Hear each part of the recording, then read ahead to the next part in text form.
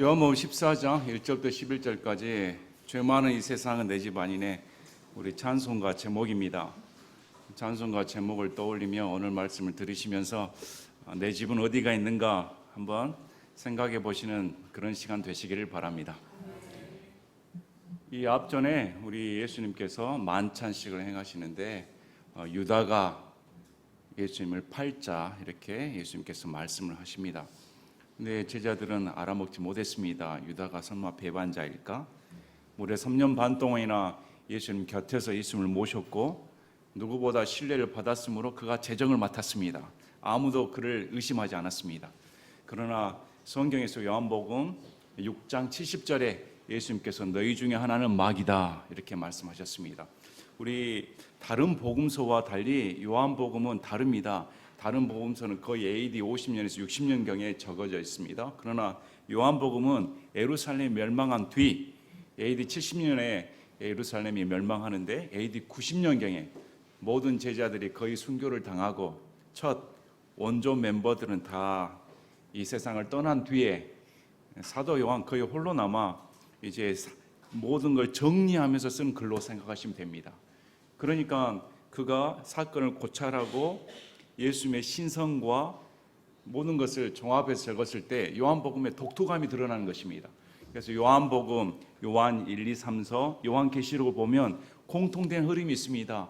예수님이 하나님이시다 이렇게. 예수님이 하나님이시고 또 다른 복음서와 달리 유다의 정체를 밝혀냅니다.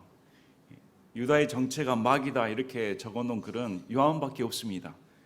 요한복음, 또 요한복음 17장 12절에 고유대명사에 멸망의 아들이라는 표현을 씁니다. 유다를 가리켜 예수님이 직접 하신 말씀입니다.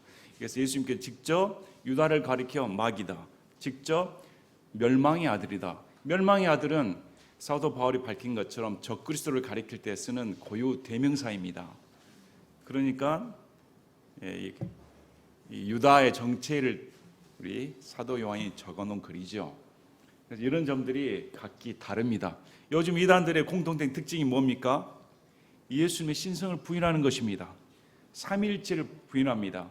어떤 단체에서는 예수님이 천사다, 또 어떤 단체에서는 요즘 소위 말하는 어떻게 그렇게 말을 하는지 모르겠습니다. 예수님이 하나님 아버지께서 창조하신 신이다. 예수님은 그런 존재가 아닙니다. 그런 사람이 어떻게 구원받은 사람이라 할 수 있습니까? 예수님을 모르면 구원을 못 받은 사람입니다. 예수님은 영원 전에서부터 영원까지 그분 자체가 영원입니다. 하나님 아버지와 영원부터 함께 계신 창조된 신도 아니고 창조된 창조물이 아니라 그분이 하나님 자체이십니다. 영원히 함께 계신 그 예수님을 모른다 하면 구원받지 못한 사람입니다. 왜? 예수님을 알아야만이 구원을 받을 수 있기 때문에. 그래서 예수님이 누구신가 본문에서도 밝히 드러내주며 우리 요한이 쓴 글의 몇 가지 특징 중 하나는 예수님이 여호와 하나님이시다. 그 다음에 예수님의 명령을 지켜라. 예수님을 따른다 하면 예수님의 명령을 지켜라. 이게 반복적으로 나옵니다. 그 다음에 그분이 삼위일체의 하나님이시죠. 예수님을 믿는다 하면 서로 사랑해라. 그래서 요한이 다른 복음서나 다르게 서신서를 보면 예수님이 우리를 위해 죽으시지 않았는가, 목숨을 내놓으시지 않았는가, 우리가 사랑하기 전에 예수님께서 우리를 먼저 사랑하셨다. 발 씻겨주는 장면이나 이런 모든 것들은 요한복음에만 기록되어 있습니다. 그래서 요한복음이 예수님이 우리를 사랑하신 것처럼 너희도 서로 사랑해라, 서로 사랑해라는 말은 요한이 제일 많이 하는 것 같습니다. 왜? 그만큼 그 사랑을 받았으니까. 사랑을 받아본 사람이 사랑할 줄 압니다. 예수님의 사랑을 받아본 사람이 예수님의 사랑을 증언할 수가 있습니다. 그러니까 여러분 가운데 예수를 믿는다고 막 나오는데 예수님의 사랑이 드러나지 않았다면 그 사람은 예수를 모르는 자라고 사도 요한이 기록해 놓은 것입니다. 맞는 말씀입니다. 예수님의 사랑을 맛본 자가 어떻게 형제를 사랑하지 않을 수가 있는가? 그것은 당연한 말입니다. 그래서 이런 다른 복음서와 다르게 우리가 요한복음을 보면 너무 유익한 점이 많습니다. 예수님에 대해 더 잘 알 수 있으니까, 예수님을 더 깊이 알 수 있으니까. 그래서 본문도 14장 말씀도 요한복음에만 기록되어 있습니다. 예수님이 누구신가 다시 예수님께서 잡혀가시기 전날 제자들에게 내가 누구인가 가르쳐 주시는 사건입니다. 분위기가 심상치 않았습니다. 유다는 예수님을 배반하는 마음을 품고 마귀가 그 속에 들어가 이제 떠나버립니다. 어두컴컴한 밤속으로 그의 인생을 대변하는 것 같습니다. 어둠 속으로 들어가 버렸습니다. 이제 남은 제자 11제자가 있습니다. 이 11제자가 예수님께서 나 곧 간다 하니까 이 사도 베드로가 내가 죽기라도 충성하겠습니다 했더니 너 그렇게 못해. 너 3번 나 부인해. 수제자인데 예수님을 가장 따르는 1등 신자인데 예수님께서 직접 너 3번 나 부인해. 그러면 제자들은 어떨까요? 서로 예수님의 총애를 받고자 그 자리에 앉아가지고 어떻게 하면 내가 예수님의 총애를 받아 한 자리 얻을까? 그렇게 옥신각신한 사이에 예수님께서 너희들 다 안 돼. 이런 말과 동일합니다. 그냥 얼마나 침울했을까요? 수제자가 저렇게 배반한다고 하면 남은 사람들은 어떻게 될까? 이런 침통하고 우울한 분위기 가운데 14장의 말씀을 예수님께서 전하시는 사건입니다. 자, 1절 보시기 바랍니다. 너희는 마음에 근심하지 말라. 하나님을 믿고 또한 나를 믿으라. 너희들 마음에 지금 근심하지? 자, 보시기 바랍니다. 이 제자들은 그래도 자신의 삶의 터전을 다 버리고 예수님을 쫓았습니다.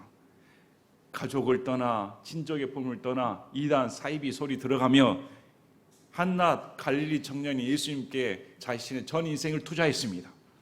그래서 6월절 만찬까지 행하고 있는데 이 마당에 예수님이 죽으신다고 하니 어떻게 되겠습니까? 모든 게 다 물거품이 되지 않을까? 제자들 대단한 사람들입니다. 여러분이 일상생활 잘하고 있는데 예수님께서 너 나를 따라 하면 글쎄 아마 여러분들 가운데 예수님 저 가정 포기하고 저 직장 포기하고 예수님만을 위해 저 아프리카로 가겠습니다 할 사람 있을까? 사람 잘못 부르셨습니다. 저 형제 찾아가시기 바랍니다. 아마 이러지 않을까? 우리가 너무 성경을 볼 때 쉽게 생각할 경우가 많습니다. 제자들 무시하시면 안 됩니다. 제자들은 우리보다 더 낫습니다.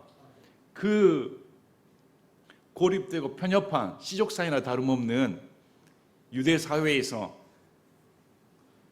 그런 핍박을 감당하면서까지 예수님께 삶을 투자한 제자들입니다. 유대인들의 핍박과 조롱에도 불구하고 예수님을 제자로 모시고 예수님을 스승으로 모시고 제자된 삶을 따랐던 사람들입니다. 그런데 이들이 이런 낙심 가운데 있을 때 예수님께서 어떤 위로의 말씀을 주실까? 어떤 약속을 주실까? 자, 하나님을 믿고 또한 나를 믿으라 이렇게 말씀합니다. 이 말씀은 우리의 믿음의 대상은 누구일까요? 하나님입니다. 우리의 믿음의 대상은 오직 하나님밖에 없습니다. 그럼 이 말은 무슨 말입니까? 하나님 믿고 또한 나를 믿으라. 내가 하나님이란 말입니다.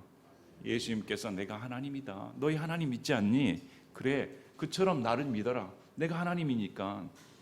자, 내 아버지 집에 거할 곳이 많도다. 바로 아버지 집을 거론합니다. 이 사람들 인생을 살펴보시기 바랍니다. 이제 다 끝났다. 내 집 버리고 나왔는데 내 삶의 터전은 어떻게 됐단 말인가? 내 있는 모든 것이 끝장난 것 같은데 예수님이 날마다 모이면 그렇게 가신다 하니 그만 좀 그 가신다는 말 좀 그만했으면 좋겠는데 날마다 교회에서 천국 가라 그 말 좀 듣기 싫은데 이 세상에서 잘 먹고 잘 산다는 말 좀 해주지 날마다 천국 간다 천국 갑시다 하면 빨리 죽으란 말인가? 혹시 여러분들 중에 목사님 천국 얘기 좀 그만하시고 이 땅에서 잘 살 방법 좀 가르쳐 주시길 바랍니다. 날마다 예수님이 제자를 모아놓고 나 아버지한테 간다 나 죽으러 간다 이러니까 이런 제자들에게 거할 곳이 많다. 거하다는 말은 주거한다는 말입니다. 동거한다는 말이죠. 아버지 집을 말씀합니다. 하나님 아버지 집에는 엄청난 집들이 많다. 거할 곳이 충분하다. 이렇게 말씀합니다. 너희 지금 거처가 불완전하지? 앞날이 불완전하지? 걱정하지 마. 내가 지금 가는 아버지 집에는 너희들이 거하고도 좋게 남는 그런 거할 곳이 많네. 이렇게 말씀합니다. 그렇지 아니하면 내가 너에게 말해줬을 그런 일 없었다면 내가 미리 말해줬을 텐데 아버지 집에 거할 곳이 많으니까 너희 걱정할 필요 없어. 내가 너희를 위해 처소를 예비하러 가노니. 자, 누구를 위해? 너희를 위해입니다. 여기 누가 빠졌습니까? 유다가 빠졌습니다. 유다가 간 뒤에 믿는 예수님을 주요, 주는 살아계신 그리스도시요 하나님의 아들이십니다. 주는 그리스도시요 살아계신 하나님의 아들이십니다. 고백한 이 11 제자를 위해 내가 초소를 예배하러 간다. 맨션입니다. 저택입니다. 집입니다. 많이 있습니다. 요즘 코로나 이후에 청년들이 이제 결혼 붐이 일어난 것 같습니다. 예식장을 잡으려면 1년 전에 예약해야 된다고 합니다. 우리 여기 신세계 백화점 앞쪽 가면 주말이면 교통 지옥입니다. 예식장이 너무 붐벼가지고 차를 그쪽으로 대지를 못하겠어요. 그러면 청년들의 결혼은 행복할까? 남자라면 그래도 집을 한 채 마련했으면 좋겠는데 요즘 꿈이 없답니다. 부동산 가격이 너무 치솟고 아파트 가격이 너무 비싸다 보니까 1년 연봉으로 2년, 3년, 10년을 벌어도 집값 감당할 수가 없습니다. 아예 그림의 떡입니다. 남자라면 그래도 집을 딱 마련하고 아내를 불러서 내가 이 정도 능력이 된다, 편히 살자, 우리의 보금자리를 꾸려보자 이래야 될 텐데 요즘은 어렵죠. 성경에서는 우리 예수님이 우리의 신랑으로 말합니다. 우리는 신부이고, 당시 유대 사회에서는 정혼을 하면 신랑은 보금자리를 꾸미기 위해 집을 마련하기 위해 아버지 집으로 갑니다. 그래서 아버지가 집이 다 마련되면 이제 너희 신부를 데려와라. 아버지가 데려오라고 명령을 내립니다. 그러면 신부는 우리 신랑이 이제나 나를 부르러나 저제나 부르러나 언제 함께 사나, 님과 함께 언제 사나 이 생각뿐이었죠. 이게 우리랑 같습니다. 여러분, 저 천국 집에 마련하는데 여러분 돈 투자한 적 있습니까? 예수님께서 집을 마련하시는데 여러분 투자한 거 있습니까? 여러분 투자한다면 얼마만큼 투자하면 살 수가 있습니까? 여러분 몇백억, 몇천억, 온 세상을 다 줘도 천국집 살 수 있습니까? 없습니다. 불가능한 일입니다. 그냥 우리는 거저 먹습니다. 언약 때문에, 예수님께서 우리를 신부 삼아 주셨다는 그 언약 때문에 우리는 하는 것이 없죠. 우리가 하는 것이라고 뭘까요? 기다리는 것입니다. 오매불망 정혼을 맺었으며 순결을 지켜야 됩니다. 예수님의 신부가 되었으면 세상 신부가 아니라 마귀 신부가 아니라 예수님께 속했기 때문에 정혼자로서 순결을 지키고 마땅히 예수님의 신부로서 예수님이 오실 때까지 나를 집으로 데려간다는 그 소망 가운데 기다리는 것이 마땅한 성도의 도리입니다. 때로는 여러분 로또 맞았다고 좀 기절 좀 해보시길 바랍니다. 여러분 집 없는 분 계시죠? 수백억짜리 수천억짜리 집 한 대 있었으면 기절할 텐데 이런 생각 들지 않겠습니까? 예수님 만나는 것은 로또보다 더한 인생입니다. 어떻게 천국집을 줄 수가 있습니까? 어떻게 안에 나를 신부라 불러줄 수 있고 어떻게 상속자가 되어 하나님의 아들이 되는 권능을 부여받을 수가 있단 말입니까? 이런 걸 생각하면 기절 좀 하시기 바랍니다. 좀 기절하셔야죠. 왜 맨정신으로 오십니까? 그게 정상 아닙니까? 아직도 제정신을 갖고 있어 지금 보니까. 예수님 생각하면 정말 놀라울 때가 많습니다. 어떻게 나를 위해 저 천국의 집을 마련해 줄 수가 있단 말입니까? 자, 가서 너희를 위해 초소를 예비하면 내가 다시 와서 너희를 내게로 받아들여 내가 있는 곳 거기에 너희도 기하리라. 우리 제자들의 슬픔이 가장 무엇일까요? 예수님과의 이별이었습니다. 예수님께서 자꾸 가신다고 말하니까, 헤어진다고 말하니까 제자들의 슬픔은 헤어질 수가 없는데 내가 죽더라도 예수님을 따라가겠습니다. 이런 심정이었습니다. 이런 제자들에게 예수님께서 내가 다시 와서 내 있는 곳으로 데려가게 해주겠다. 너랑 헤어진 것이 아니다. 영원히 함께 살기 위해 데려가 주겠다.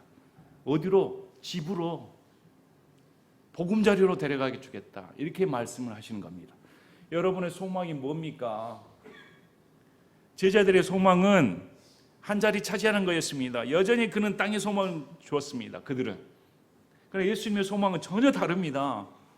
이 땅의 소망은 잠시 잠깐이고 너희들의 진짜 소망은 나랑 천국에서 영원히 사는 것이다. 교회에서 뭘 가르쳐야 될까요?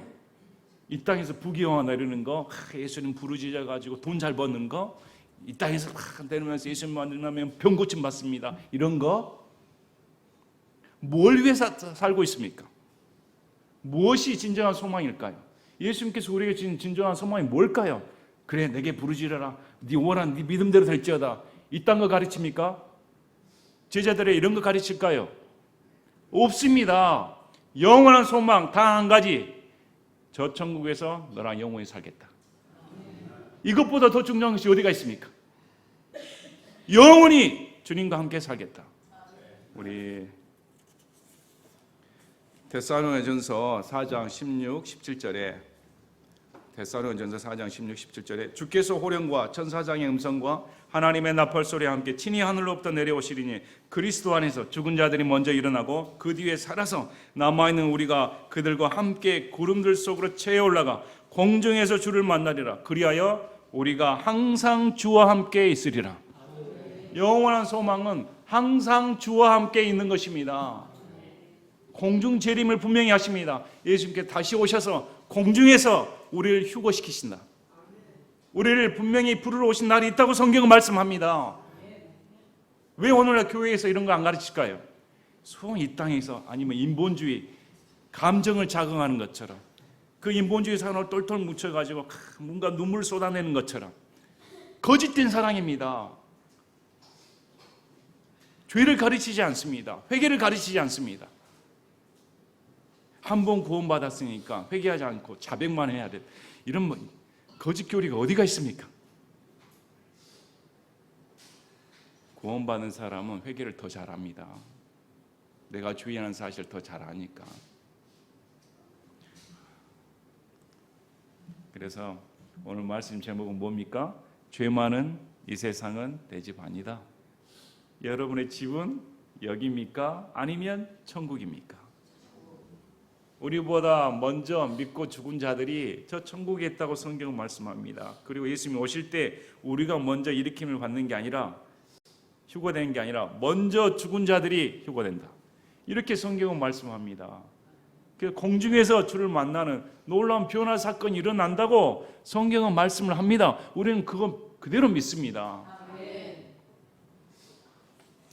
히브리서 11장 15, 16절에 참으로 그들이 자기들이 떠나온 본향을 마음에 두었더라면 돌아갈 기회를 얻었을 수도 있었겠지만 이제는 그들이 더 좋은 본향을 사모하니 곧 하늘의 본향이라. 그러므로 하나님께서도 그들이 하나님이라 불리는 것을 부끄러워하지 아니하시나니 이는 그분께서 그들을 위해 한 도시를 예비하셨기 때문이라. 아브라함을 비롯한 우리의 믿음의 선진들이 고향을 떠나서 살았습니다. 멀리 타국의 땅으로 갔습니다. 오직 믿음으로 하나님의 약속을 바라보고 살았는데 이 사람들이 이 땅에 소망을 둔 것이 아니라 하나님께서 예비하신 본향을 생각하고 살았다는 것입니다. 그리고 이 땅에서는 나그네요 순례자라 불리웠다. 그것을 하나님께서 이 아브라함을 비롯한 믿음의 사람들을 부끄러워하지 아니하시고 자랑스럽게 여기셨다는 겁니다. 그래서 그들을 위해 한 도시를 예비하셨다. 누구에게 천국이 예비되어 있습니까? 누구에게 우리의 집들이 예비되었습니까? 천국의 소망을 둔 자들, 이 땅에 소망을 둔 자들이 아니라 천국의 소망을 둔 자들에게 하나님께서 그들을 부끄러워하지 아니하시고 도시를 예비하셨다.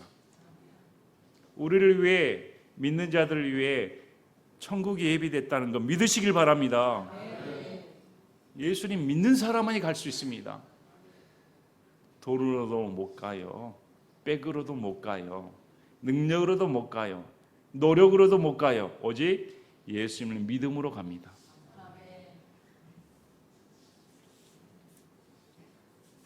자, 4절에 내가 어디로 가는지 너희가 알고 그 길을 너희가 아느니라 하시니, 와, 예수님께서 이것은 답을 유도하십니다. 야, 내가 너희에게 내가 어디로 가는지 이제까지 계속 말했다. 그러니까 너희 알 때 되지 않았니?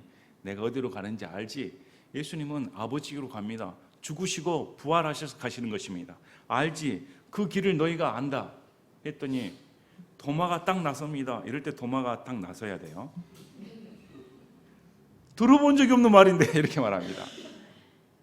과연 예수님이 들어본 적이 없는 말을 하셨을까요? 계속 했었습니다. 계속 하셨는데 제자들이 이해를 못한 거죠. 도마가 그분께 이르되 주여, 주께서 어디로 가시는지 우리가 알지 못하는데 어찌 그 길을 알 수 있나이까? 도마가 무슨 소리입니까? 예수님 어디로 가십니까? 어디로 가시는지 모르는데 그 길을 어떻게 알아요?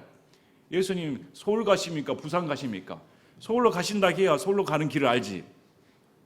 서울로 갈지 부산으로 갈지 대전으로 갈지 모르는데 그 길을 어떻게 합니까? 그랬더니 예수님께서 이렇게 말씀합니다. 예수님께서 아버지에게 가신다고 말씀하셨습니다. 아버지께로 내가 간다. 아버지께로 가는데 그러면 그 길을 가르쳐 주시는 겁니다. 이렇게 말씀하시죠. 내가 곧 길이다. 예수님 자체가 길이라고 말씀합니다. 또 내가 진리이다. 또 내가 생명이다 하고 나를 통하지 않고서는 아무도 아버지께 오지 못한다. 자, 나 지금 아버지께로 가는데 너희가 분명히 예수님께서 너희를 데리고 나 있는 곳으로 가게 하겠다 이렇게 말씀하셨습니다. 그럼 예수님이 계신 곳은 어디입니까? 아버지 집입니다. 하나님 아버지께서 계신 곳입니다. 그러면 나 있는 곳에 오려면 누굴 통해야 된다는 말입니까? 예수님을 통하지 않고서는 내 있는 곳에 올 수 없어. 아버지 집으로 올 수 없어. 하나님 아버지께 갈 수가 없다는 것입니다. 올 수가 없다. 자, 길은 분명합니다. 길은 히브리서 10장 19, 20절 그러므로 형제들아 우리가 예수님의 피에 의거하여 새롭고 살아있는 길로 지성소에 들어갈 담대함을 얻었는데 이 길은 그분께서 우리를 위하여 휘장 곧 자기 육체를 통해 거룩히 구분하신 것이니라. 예수님께서 육체를 통해 휘장을 찢어버렸습니다. 성소와 지성소를 가로막는 휘장이 찢어져 버렸습니다. 그래서 누구나 어느 때나 어느 곳에든지 예수님의 피를 의지하여 하나님께 직접 담대히 들어갈 수가 있습니다. 그 길을 예수님께서 하셨다. 그 길 자체가 예수입니다. 우리 사도행전 4장 12절에 다른 사람 안에는 구원이 없나니 하늘 아래에서 우리를 구원할 다른 어떤 이름도 주께서 사람들 가운데 주지 아니하셨느니라 했더라. 예수님 외에는 다른 이름을 준 적이 없습니다. 마리아 얼토당토하는 일입니다. 자칭 구원자, 자칭 예수, 자칭 보혜사 다 정신병원을 가야 됩니다. 치료받아야 할 정신병자들이죠. 성경에는 분명히 말씀합니다. 예수님 외에는 길이 없다. 저와 여러분을 위해 십자가상에서 죽으시고 피 흘리시고 부활하신 분은 예수님밖에 없습니다. 그래서 이 예수님 자체가 하나님 아버지에게 가는 유일한 길입니다. 그리고 예수님이 진리입니다. 이 세상에서는 진리라고 할 수가 없습니다. 하나님만이 진실하시고 모든 사람들은 다 거짓되다. 세상 자체가 거짓입니다. 왜? 세상의 임금이 마귀니까. 마귀가 거짓의 아비입니다. 이 세상 자체가 거짓투성이 아닙니까? 요즘 세상 돌아가는 거 보시길 바랍니다. 무엇이 진리인지 무엇이 참인지 무엇이 죄인지조차 구분을 못합니다. 10년 전만 해도 동성애자들이 어떻게 기어나옵니까? 부끄러워야 할 텐데 오히려 지금은 박수 쳐주고 있습니다. 이런 현실이 되었습니다. 낙태가 분명히 죄임에도 불구하고 여성의 인권을 치부합니다. 생명을 경시 여겨버립니다. 그러나 아무리 인간들이 합세하여 서로 좋다고 우긴들 절대적인 하나님의 진리 앞에서는 죄는 용납이 안 되는 것입니다. 죄의 대가는 지옥이다. 성경은 말씀을 합니다. 그래서 예수님만이 진리입니다. 예수님만이 참입니다. 예수님께는 거짓이 없습니다. 또 예수님이 생명이다 말씀합니다. 우리의 생명은 예수님 것입니다. 우리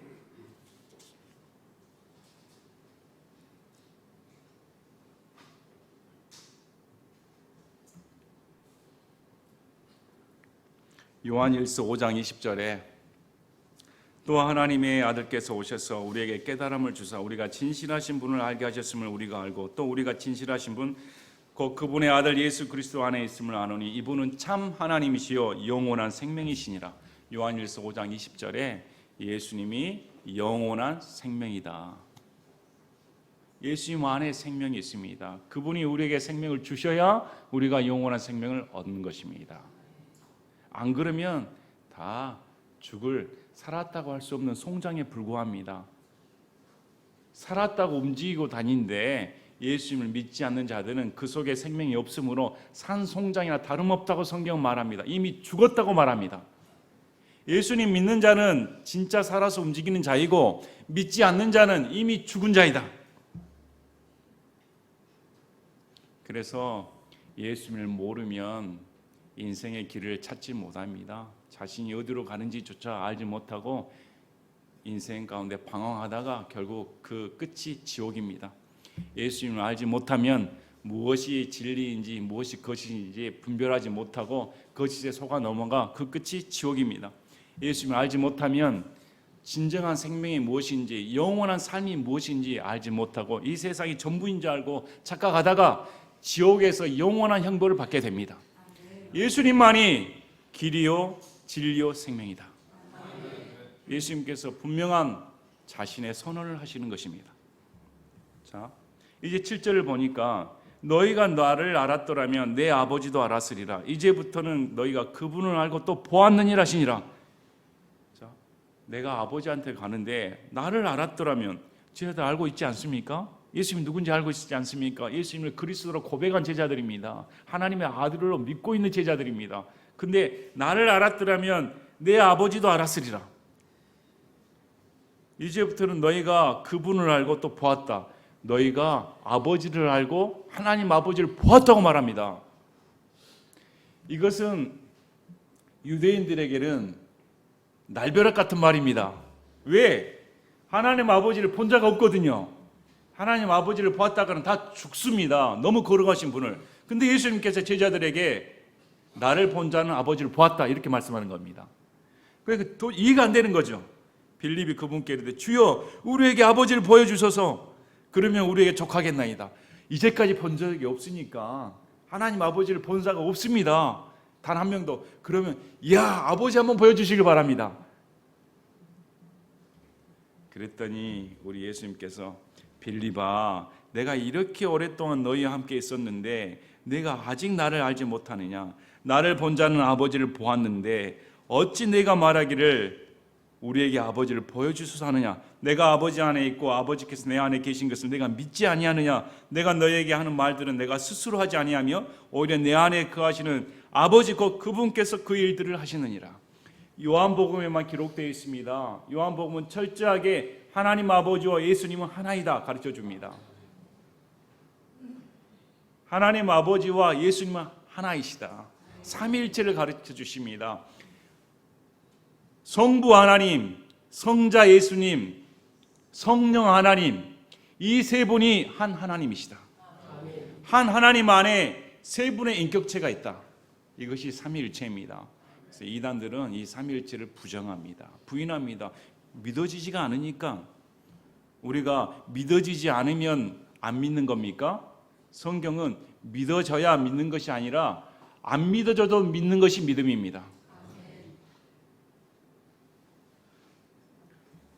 우리 예수님은 하나님 아버지를 보여주시게 오신 분입니다. 또 예수님은 스스로 말씀하지 않으신다고 요한복음 곳곳에 말씀합니다. 요한복음 8장 28절에도 이에 예수님께서 그들에게 이르시되 너희가 사람의 아들을 들어올린 뒤에야 내가 그인 것을 알며 또 내가 스스로 아무것도 하지 아니하고 다만 내 아버지께서 내게 가르쳐 주신 대로 내가 이것들을 말하는 것도 알리라. 예수님께서 부활하신 후에야 내가 그인 것, 이게 I am입니다. I am은 출애굽기 3장 14절에 나오는 여호와 이름입니다. 내가 부활한 후에야 너희가 내가 여호와인 줄 알게 된다. 그리고 스스로 말하지 않는다. 하나님 아버지께서 시키신 대로 그대로 말한다. 이걸 한번 말씀하셨고 또 요한복음 12장 44절에도 또 말씀합니다. 요한복음 12장 44절 45절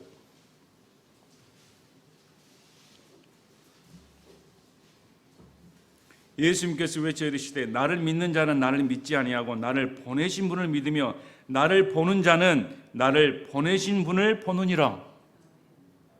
예수님께서 나를 보는 자는 나를 보내신 분, 하나님 아버지를 보고 있다, 이렇게 말씀합니다.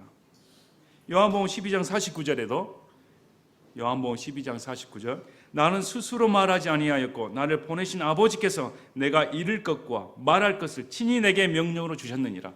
예수님이 스스로 말씀하신 것이 아니라 내가 지금 말하고 행동하는 것, 이 모든 것은 하나님 아버지께서 말씀하고자 하는 것, 행동하고자 하는 것 그대로 내가 보여주고 있다. 완전히 100% 싱크로율 나타냅니다. 이런 인간은 없습니다. 하나님이자 신성을 갖추시고 완전한 인간이신 그분만이 가능한 일입니다. 그분만이 하나님의 모든 인격을 대변하고 있다. 성경은 말씀을 합니다. 히브리서 1장 3절에 하나님의 영광의 광채시요 그분 자체의 정확한 형상이시다. 예수님은 하나님의 영광의 광채시고 그분 자체의 정확한 형상입니다. 예수님을 통해 삼위일체 하나님을 알 수가 있습니다. 빌립보서 2장 6절에도 그분께서는 하나님의 형체로 계심으로 하나님과 동등함을 강탈로 여기지 아니하였으나 그분이 하나님의 형체 그 자체이십니다.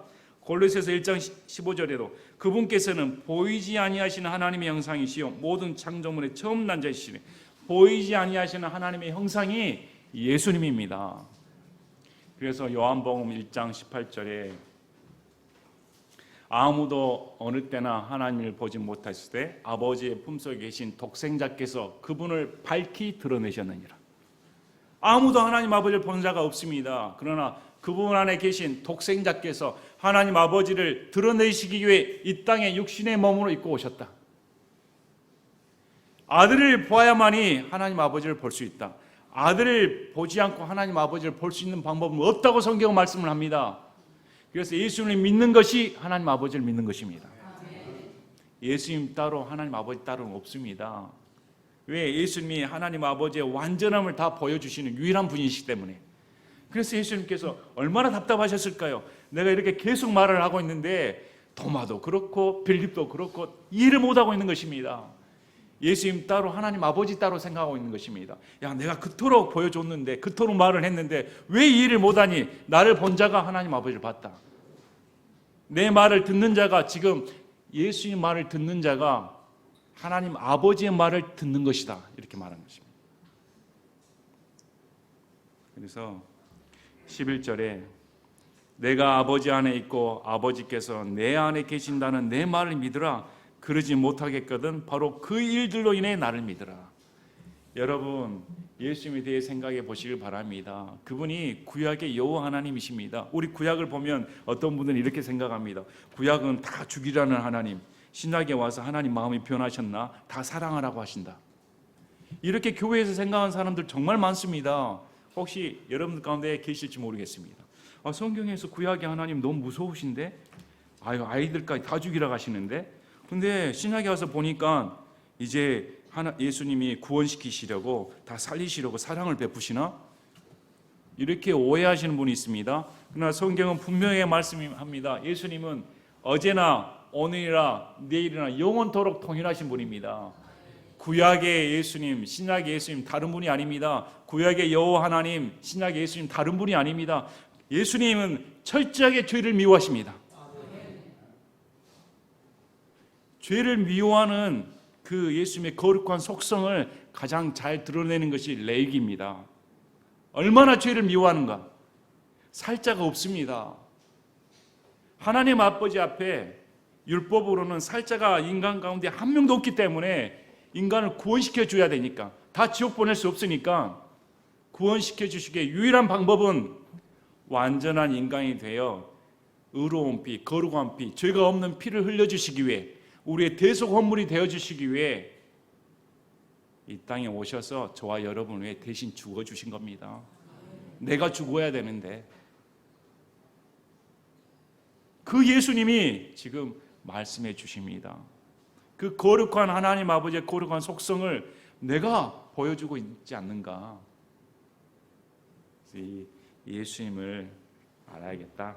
그래서 이 요한복음을 보면 우리의 마음이 좀 넓어져야 됩니다. 그리고 성경을 보는 눈이 열려야 됩니다. 좀 큰 넓은 안목에서 성경을 봐야지 지엽적으로 한 문장에 꽂혀가지고 한 구절이 꽂혀서 봤다가는 많은 은혜스러운 부분을 놓치기 쉽고 또 이상한 데로 빠집니다.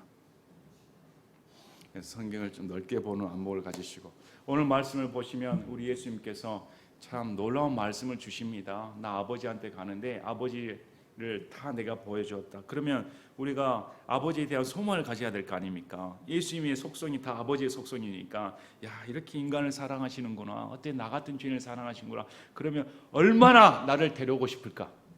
여러분 잘 생각해 보시기 바랍니다. 저와 여러분을 구원시켜 주시기 위해 예수님은 하늘 왕자를 버리시고 이 더러운 진짜 인간으로 말하면 파리 잡는 거 더럽죠? 구더기 더럽죠? 똥구더기나 있는 그런 똥통이나 다름없는 그런 구더기라 여러분이 살 수가 있습니까? 그보다 더한 삶을 택하신 분이 예수님입니다. 근데 이 땅에 내려오셔서 죽으셨다 가면 그분이 천국에 있으시면 그 핏값을 사시는 우리를 얼마나 보고 싶어 하실까? 얼마나 데려오고 싶을까? 사랑하는 사람이라면 하루빨리 만나고 싶지 않습니까? 아마 예수님의 마음을 표현하자면 우리는 상상을 못할 것입니다. 구원받은 우리들을 얼마나 속히 데려오고 싶을까? 근데 우리는 어떨까요? 예수님의 마음은 전혀 상관없죠. 오늘 또 이 땅에서 어떻게 한번 잡아볼까? 전혀 신경 쓰지도 않습니다. 왜 교회를 나올까? 왜 신앙생활을 할까? 도대체 뭘 믿고 다닐까? 온통 머릿속에 세상 잡지식, 세상 것으로 꽉 차 있어서 신랑 되신 예수님의 간절한 마음은 온데간데 없습니다. 그러지 않습니까? 오늘 또 제자들처럼 근심하죠. 내일은 어떻게 될까? 야, 이제 예수님 떠나버리면 앞길이 막막한데 어떻게 내 인생 내가 책임진단 말입니까? 그동안에 따돌림 생각한다면 내가 교회 다니고 물질밭 치고 신앙생활 했는데 내게 남은 것이 뭐란 말인가? 유다처럼 팔 하나 버려야겠다. 대마처럼 세상으로 가버려야겠다. 에이! 사람이 감사한 마음은 금방 잊어버립니다. 서운한 마음은 영원히 마음속에 심어지죠. 당신의 이름은 배반자. 예수님 믿고서도 얼마나 배반 잘하는지요. 교회 다니면서도 마찬가지고 우리의 속된 마음을 잘 살펴보시길 바랍니다. 과연 우리는 죄 많은 이 세상은 내 집이 아닌가 이렇게 생각하고 계시는가? 과연 우리는 저 천국에 앞으로 예수님과 함께 영원히 산다는 소망으로 가득 차 있을까? 예수님께서 우리에게 제자들을 위로하신 것처럼 저와 여러분을 위해 위로하고 계십니다. 이 세상 근심 많지? 이 세상 사는 날 동안 여러분 더 근심이 앞으로 더 다가옵니다. 나이가 먹을수록 온통 머리 깨질 일만 더 남아 있습니다. 일을 때 복잡한 시대 가운데 정말 한숨 쉬고 살 때 예수님 우리에게 걱정하지 마. 내가 너를 위해 집을 예비해 두었어. 그리고 너를 데리러 올 거야. 그래서 너랑 영원히 함께 살게. 너무 멋지지 않습니까? 미치도록 좋지 않습니까?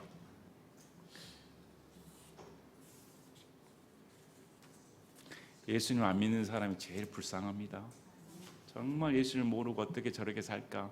땅에 처박고 살까? 땅이 전부인 줄 알고 그래서 땅속으로 들어간다고 하지 않았습니까? 그날에 하늘에 산소망을 두고 하늘만 쳐다본 사람은 하늘로 올라간다니까요. 자기 믿음대로 되는 것입니다. 하나님만 생각하는 여러분 되시고 다시금 야 내가 주와 함께 영원히 산다는 산소망으로 가득 차는 여러분이 되시길 진심으로 바랍니다. 제가 기도하고 마치겠습니다.